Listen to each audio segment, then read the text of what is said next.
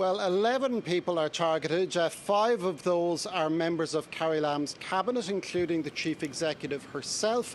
Another two are the current police commissioner, Chris Tang, and his predecessor, Stephen Lowe, who handed the reins over during the Polytechnic University siege last November. And the remaining four are employees of the central government. They are all mainlanders and they are all employed either on the mainland or Hong Kong side in liaison between the local Hong Kong government and Beijing.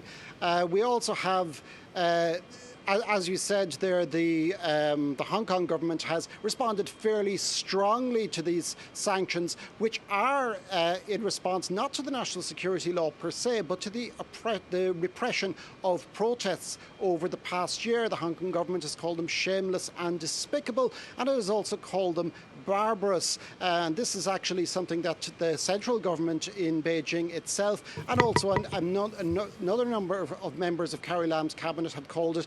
Barbarous is probably the highest insult in the Chinese lexicon of government from a historical point of view. And Hong Kong has also accused the US government of state-sanctioned doxing because the US Treasury's website notice about the 11 people in question has given quite extensive personal details, including their passport and ID numbers and their home addresses. The Hong Kong government has also said it reserves the right to legal action against the US's measures. Oliver, earlier a Hong Kong markets watchdog said that it doesn't think the sanctions will have any effect on financial firms. Is there any idea what the effect of these sanctions will be?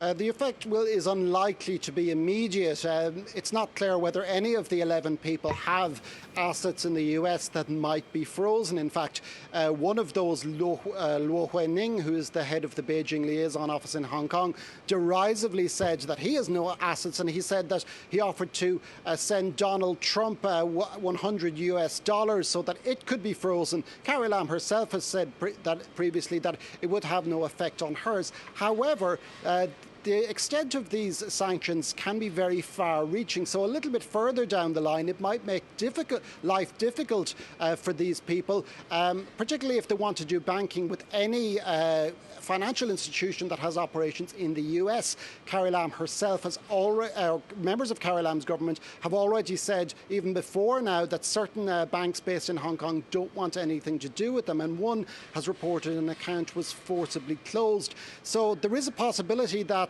further down the line there may be problems for the 11 people in question, and also institutions itself. There is a possibility that it will make life difficult indeed for US companies based in Hong Kong. All right. Thank you very much, Oliver. Oliver Ferry reporting from Hong Kong.